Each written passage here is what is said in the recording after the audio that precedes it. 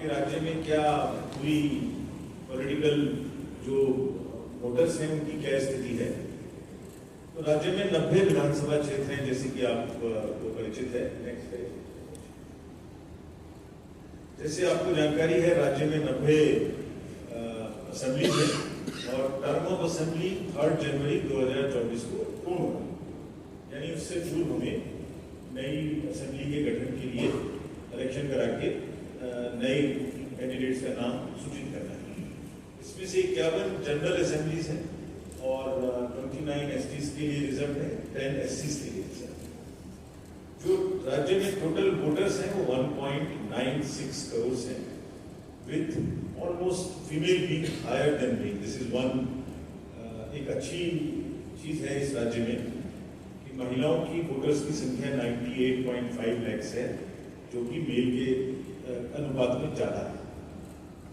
Transgenders 762 और persons with disabilities 1.47। 80 से वर्ष से अधिक के 2.02 लाख मतदाता है और 100 वर्ष से अधिक के 2948 मतदाता राज्य में है। फर्स्ट टाइम वोटर्स जो इस बार बने हैं 80, 18 से 90, उनकी संख्या 4,43,000। और अभी जैसे आपको अवगत होगा कि लास्ट ईयर एक अमेंडमेंट किया था, क्वालिफाइंग डेट्स पहले 1 जनवरी ऑफ द ईयर, जैसे 23 को जो लोग 18 साल के हो गए उन्हीं को वोट का अधिकार मिलता था, अदरवाइज नेक्स्ट ईयर तक वेट करना पड़ता था।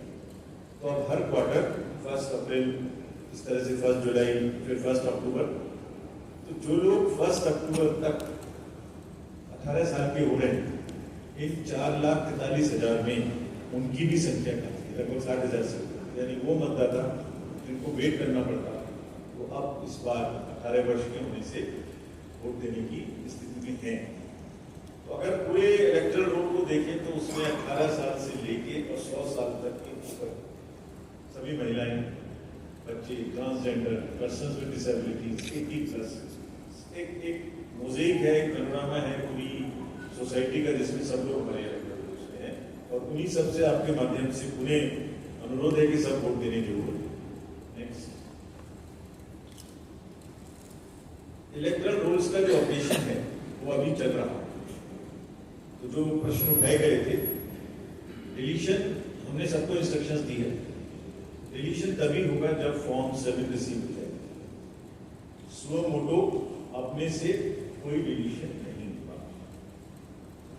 स्व मोटो डिलीशन बैठ के आप टेबल टॉप करें, ये नहीं होगा। तो अगर किसी का नाम हटाना है तो फॉर्म 7 भरना होगा, तो फील्ड विजिट करनी होगी। अगर डेथ का केस है तो डेथ सर्टिफिकेट इस पर्याप्त, वो काफी है। लेकिन डिलीशंस डेथ को छोड़ के सब केसेस में वेरीफाई करने होंगे। और 10% टोटल डिलीशन का जो कि रैंडमली पिक्ड होगा, वो भी फील्ड विजिट्स के वरीय पदाधिकारियों को दोबारा से वेरीफाई करना पड़ेगा। और जो किसी भी कॉन्स्टिट्यूएंसी में अगर डिलीशन की संख्या 2% से अधिक होती है तो उसके लिए ईआरओ को स्वयं चेक करें, यानी दिस इज ए सेफ कि इलेक्शन ईयर में हम किसी का नाम ना काटें। लेकिन इसका मतलब ये नहीं कि नाम नहीं कट सकते, कटे अगर नहीं है, लोग शिफ्ट कर गए, इधर उधर गए, लेकिन वो पूरी जांच के बाद फील्ड की जानने की एआरओस और ईआरओस को, डीएम्स को इस विषय में इलेक्टरल रूल की काफी डिटेल में इंस्ट्रक्शंस दी गई। 2 अगस्त 2023 को ड्राफ्ट इलेक्टरल रूल्स का प्रकाशन कर दिया गया। यानी प्रकाशन का मतलब है कि जो भी एग्जिस्टिंग वोटर्स वोटर लिस्ट में थे उन सबका प्रकाशन वेबसाइट पे है, कोई भी देख सकता है। इसकी कॉपी भी सभी पॉलिटिकल पार्टीज को दे दी ताकि ट्रांसपेरेंटली वो देख ले, समझ लें कि किसी का नाम उनके हिसाब से गलत या सही तो नहीं है।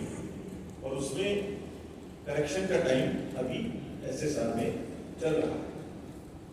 जैसे एक मांग आई थी, तो अभी हमारा जो एसएसआर में फॉर्म लेने का समय था वो 31 अगस्त तक था। तो कमीशन ने सबको मांग को समझने के बाद, फील्ड स्टाफ से जानकारी लेने के बाद और शेड्यूल की नजर रखते हुए इस डेट को 10 दिन बढ़ाने का निर्णय लिया है। तो अब फॉर्म्स देने की डेट 11 अगस्त तक बढ़ाई गई है छत्तीसगढ़। बाकी राज्यों में जो चल रहा है ऐसा उसी डेट में अभी चलेगा। डीओज और डीओज 11 अगस्त तक अब फॉर्म्स लेने की 11 सितंबर 31 अगस्त से 11 सितंबर, सो 11 सितंबर तक छत्तीसगढ़ में अब फॉर्म्स लिए जा सकते हैं 10 डेज का एक्सटेंशन। और सभी डीओज को डायरेक्शन दी गई है कि वो इसकी डेट के अनुरूप जो भी फॉर्म्स मिल रहे हैं उसको डिजिटाइज कराएं, बीएलओ के माध्यम से कराएं या बीएलओ के माध्यम से। जो पूरा का पूरा प्रयास है वो ये है कि इलेक्टरल रोल में जो भी छूट गए हैं उसको इंक्लूसिव भी बनाए। और लोग हैं जिनकी भी बनने की तो किसी कारण से नहीं बन पाए, तो जैसे राज्य में 5 primitive particularly vulnerable tribal groups, Abujhmadia, Kamar, Pahadi, Korba, Birhor and Baiga. Commission ने प्रयास किया है कि इन सबको हम जहां तक है 100% अपने इलेक्टरल रोल्स में लेके आए, इंक्लूसिव बनाए, समावेशी बनाए। सो इनकी टोटल संख्या जो है वो 10 जिलों में ये लोग फैले हुए हैं और इनकी टोटल संख्या 1.86 लाख है, जिसमें से 1.15 लाख जो है वो 18 साल से ऊपर है और हम ऑलरेडी उसमें से 1.13 लाख को अपना वोटर बना चुके हैं और अभी समय है हमारे पास। तो हमारी प्रयास है कि हम इसको पूरा करें। इसमें से कुछ लोग एलडब्ल्यू एरिया में हैं, कुछ लोग दूसरे एरिया में हैं, लेकिन उनको वोटर बनाए, उनको पूरे इस लोकतंत्र की भागीदारी में अपना हिस्सा देने का मौका दें। इसके लिए हम इसमें प्रयास करें। एक और नया प्रयास किया गया है कि अक्सर ऐसा होता है कि बेटियों का जो नाम है वो पिता के नाम से रजिस्टर होता है और शादी के बाद जब दूसरी जगह जाते हैं तो पति के नाम से चेंज होता है। तो ऐसी सूचना मिल रही थी कि बहुत जगह में वो पहले नहीं बनना चाहते, इसलिए कि जब बाद में जाएंगे तभी बनेंगे, तो नाम बदलना पड़ेगा। तो एक नया प्रयास किया गया है नववधु सम्मान समारोह। इसमें ऐसी जहां पर लो जेंडर रेशियो था उनमें खास तौर से प्रयास किया है और सीओ को इसके लिए पूरी टीम को हम लोग बधाई भी देते हैं। 61,683 न्यूली वेड को सम्मानित, मतलब उनका नाम एडजस्ट करके हमने उनको वहां चेंज किया ताकि वो वोट दे सके। This is part of empowerment. महिलाओं का जब नंबर ज्यादा है तो महिलाओं की भागीदारी भी वोटिंग में ज्यादा होनी चाहिए और इलेक्टरल रोल को फॉर्म में भरवाकर उनके नाम में चेंज हो जाए। और ये फिर से एक बहुत अच्छी इस राज्य की इंडिकेटर है कि रोल में जो जेंडर रेशियो है वो 1,000, यानी महिलाओं की संख्या पुरुषों से ज्यादा है। It's a very very healthy sign. नववधु सम्मान के बाद यूथ पर भी उतना ही फोकस है। इनके लिए स्पेशल आउटरीच प्रोग्राम चलाए गए। 90 इस जो हमारी असेंबली कॉन्स्टिट्यूएंसी है उनमें से 110 में बिल्कुल नए जो अफसर्स हैं वो नवनियुक्त यूथ उनको AROs नियुक्त किया गया है और 4.43 लाख फर्स्ट टाइम वोटर्स हैं 18 से 19 साल में, जिसमें मैंने बताया आपको कि 60,000 वो हैं जो 1 अक्टूबर 2023 को 18 साल पूरा करके उनको पहले से ही हमने दी। और ये भी व्यवस्था की है इलेक्टरल रोल में जो 17 से 18 वर्ष के बीच में है वो अपनी एप्लीकेशन पहले ही दे सकते, हम उसको अपने पास रखें। और जब भी वो 18 साल के होंगे जिस साल में जिस समय में उसमें हमको ऑटोमेटिक जब अभी SSR चल रहा है तो वो बच्चे जो वो यूथ जो अभी 18 नहीं हुए वो भी अपनी एप्लीकेशन दे सकते। और 60,000 तो डेफिनेटली वो हैं जो फर्स्ट टाइम मताधिकार कर पाएंगे। वो इसलिए कर पाएंगे क्योंकि एक्ट में लास्ट टाइम हम लोगों ने एक अमेंडमेंट कराया। Now from voters moving to the polling stations, total polling stations की संख्या राज्य में 24,109 है और लगभग 815 वोटर्स एवरेज है। बट इन एनी केस किसी भी बूथ पर 1500 से ज्यादा वोटर नहीं हो सकते। अर्बन एरिया में 4,800 और रूरल एरिया में 19,256। जो यूथ मैनेज्ड बूथ्स हैं वो 90 हैं और वुमेन मैनेज बूथ्स, हर बूथ का पूरा पार्ट वुमेन के द्वारा मैनेज हो, including security forces. Again commission ने हर राज्य में ये कोशिश की है तो वुमेन की भागीदारी ज़्यादा ना हो, उनकी एम्पावरमेंट भी इसके माध्यम से स्टेटमेंट भी कि पूरा का पूरा बूथ को मैनेज करेंगे, पुलिस फोर्स भी होगी। और इसी प्रकार से पर्सन्स विद डिसेबिलिटी, उसमें सारे जो हमारे स्टाफ होंगे सब persons with disability, they will welcome you. वो सिर्फ 90 बूथ ऐसे होंगे जो पीडब्ल्यूडी के द्वारा मैनेज होंगे और 50% booths we will do webcasting. Webcasting means there would be the process of voting will be viewed in 50,000 booths across the state. सभी जो एनवायरनमेंट है और जो एक्सपीरियंस है वो काफी सुखद हो, इसके लिए जो कुछ मैंने आपको बताए थे 900 बूथ, समगाई मतदान और आदर्श मतदान, वो इस तरीके के बने। ये आपके माध्यम से इसलिए दिखा रहे हैं कि लोग त्योहार के समय में जब ये आएगा समय तो इन फोटो को देख के थोड़ा और उत्साहित हों और आए। नेक्स्ट, सभी पोलिंग स्टेशंस पर एश्योर्ड मिनिमम फैसिलिटीज यानी न्यूनतम सुविधाएं रहेंगी, जिसमें toilets, drinking water, whole volunteer, bathroom, wheel chair, help desk, volunteer और पर्सन विद डिसेबिलिटी के लिए रैंप, ये सब सुविधाएं हर पोलिंग स्टेशन पे उपलब्ध रहेगी 100%। वॉल्यूंटर्स भी हर जगह में उपलब्ध रहेंगे, हमारे बुजुर्गों की और पर्सन विद डिसेबिलिटी की किसी भी मदद की। वरिष्ठ नागरिक और पर्सन विद डिसेबिलिटी, अब देखिए हमने एक नया प्रयास शुरू किया जो छत्तीसगढ़ में अब इस बार पहली बार होने जा रहा है। पिछले जो चुनाव हुए हैं उनमें कुछ राज्यों में हो चुका है। 80 वर्ष से ऊपर के जितने भी मतदाता हैं वो अगर चाहें तो अपने घर से मतदान कर सकते हैं।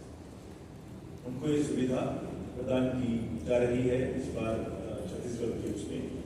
नॉमिनेशन के बाद 5 दिन के अंदर एक फॉर्म 12D है, उसको वो भरें, उसके बाद में हमारी टीम उनके घर में जाके पोलिंग करेगी, उनका पोलिंग।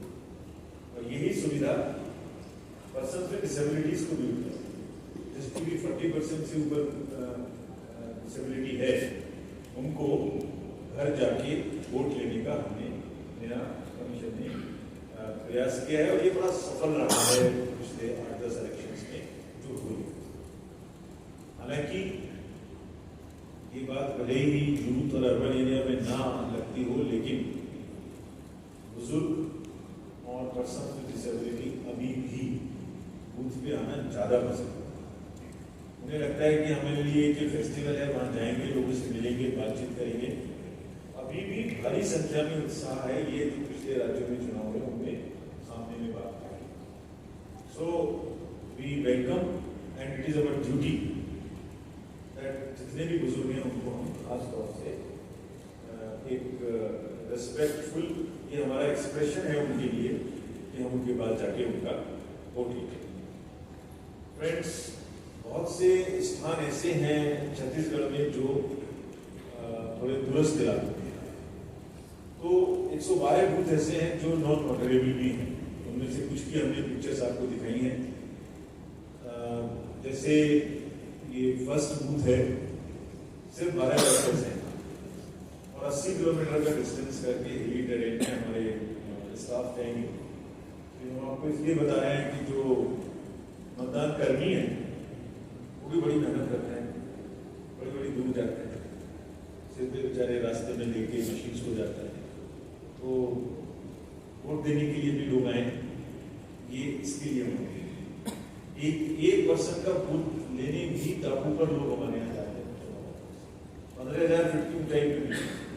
तो ये इसी क्रम में जो सेकंड रो है 145 है, इसमें से 5 इलेक्टर और 120 किलोमीटर का डिस्ट्रीब्यूशन और जिसमें 15 किलोमीटर ट्रेवल करके लोग जाएंगे। इसी तरीके से लास्ट वाला है, ये गुरु Ghasidas national reserve forest area में बूथ है जिसमें 23 इलेक्टर।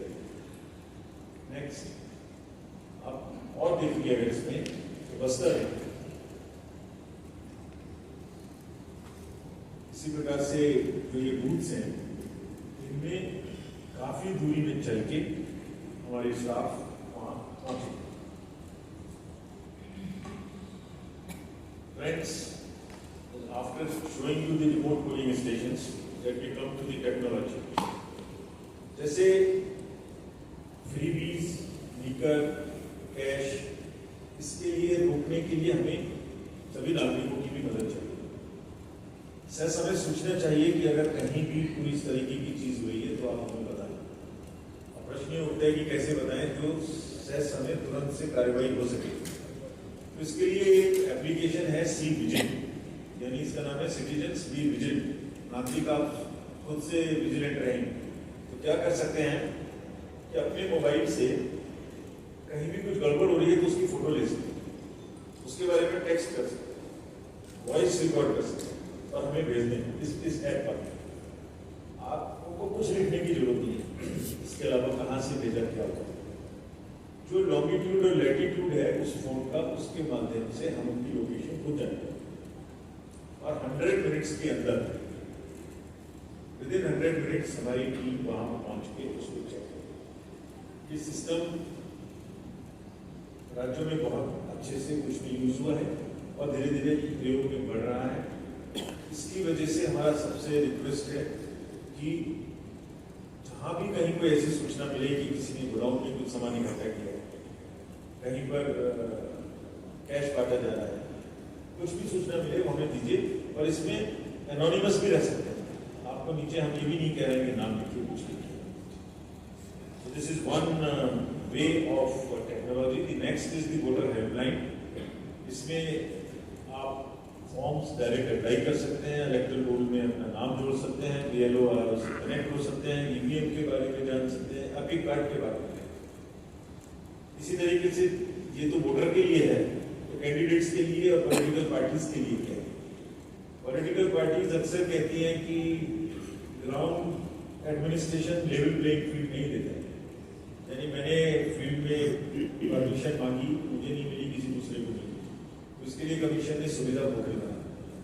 किसी को भी कोई सुविधा चाहिए कैंडिडेट तो he can apply on the सुविधा पोर्टल।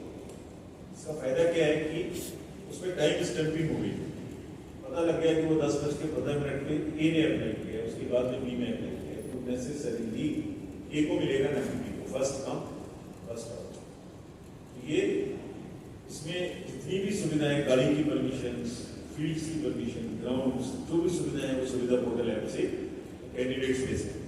और इसी तरीके से एक एप्लीकेशन है, ये भी आपके माध्यम से हम अपने पर्सन्स विद डिसेबिलिटीज को बताना चाहते हैं। खास तौर से सक्षम है, आपको किसी भी पर्सन विद डिसेबिलिटी को एक बूथ पर कोई वॉलंटियर चाहिए, कोई व्हील चेयर चाहिए, कोई भी सुविधा चाहिए, वो इससे बुक भी कर सकते हैं और अपना रजिस्ट्रेशन तो कर ही सकते हैं, इसमें कोई दिक्कत की बात नहीं।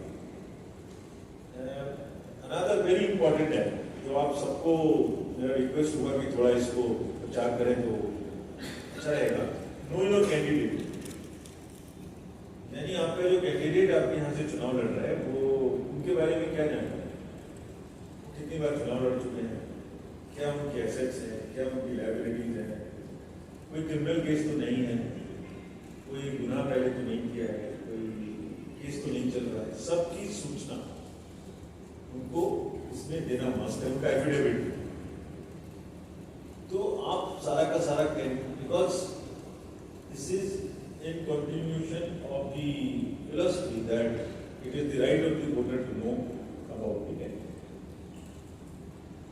और अगर किसी कैंडिडेट का कोई क्रिमिनल बैकग्राउंड है, उनके ऊपर कोई केस, तो उनको 3 बार न्यूज़पेपर में पब्लिश भी करना है प्रोमिनेंट, और वो भी आप एप्लीकेशन में देख सकते हैं डिटेल में। इसको अपने कुछ अच्छाइयाँ हैं, किसी की कोई भी चीज़ है, सब अपने कैंडिडेट्स का तुलनात्मक, अपनी कॉन्स्टिट्यूएंसी के सभी कैंडिडेट्स का तुलनात्मक आप एक असेसमेंट कर सकते हैं अपना मत बनाने के लिए दिमाग में किसको बोलते हैं। तो this is a very very powerful tool कि आपको उनके बारे में जानकारी मिले, और अगर किसी का क्रिमिनल रिकॉर्ड है तो वो अखबार में और टेलीविजन में 3 बार उसकी सूचना जरूर दी। फ्रेंड्स, नाउ मैं रिड्यूसमेंट से रिलेटेड चीज़ों पर आ रहा हूँ। तो स्टेट में जो बॉर्डर चेक पोस्ट है, बहुत जगह से बॉर्डर लगता है स्टेट का, तो पुलिस की 23 चेक पोस्ट हैं जो हम लोगों ने अभी रिव्यू की हैं पिछले 2-3 दिन में। एक्साइज डिपार्टमेंट की 31, ट्रांसपोर्ट की 16, स्टेट फॉरेस्ट डिपार्टमेंट की 35, टोटल 105 चेक पोस्ट है। मुद्दा उठता है कि चेक पोस्ट तो हैं, लेकिन इन चेक पोस्ट पर कारगर कार्रवाई कितनी है,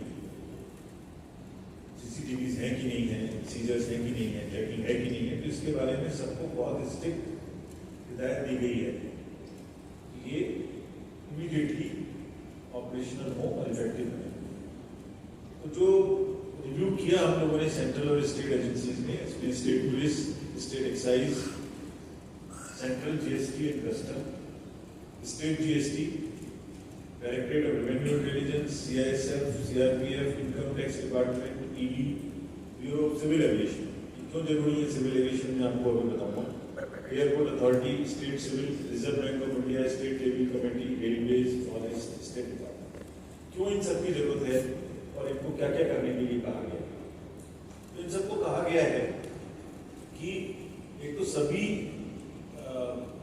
जो एजेंसीज हैं वो साइलोज में काम ना करें, एक दूसरे के साथ कोऑर्डिनेशन में काम करें, सूचना का आदान प्रदान करें।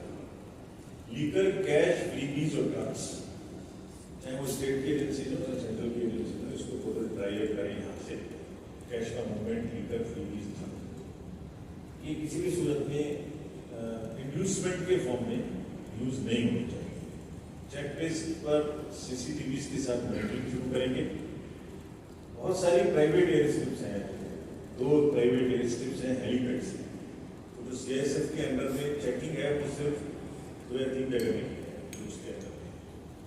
तो जितनी भी प्लेन या हेलीकॉप्टर्स प्राइवेट या चार्टर्ड अब से शुरू होकर चुनाव में आएंगे तो उनकी भी चेकिंग की व्यवस्था होनी चाहिए।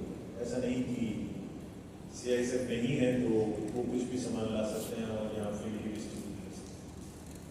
This SOP will get issued in next 3-4 days. जैसे ही वहाँ से चलेंगे, जहाँ से भी परमिशन की कॉपी, एयर ट्रैफिक कंट्रोल से सूचना, कहाँ से चले, कितने समय पहुँचेंगे, और उसकी चेकिंग और उसकी जांच का इंतजाम के बारे में डिटेल्ड एसओपी इशू होगी और ये लागू होगी।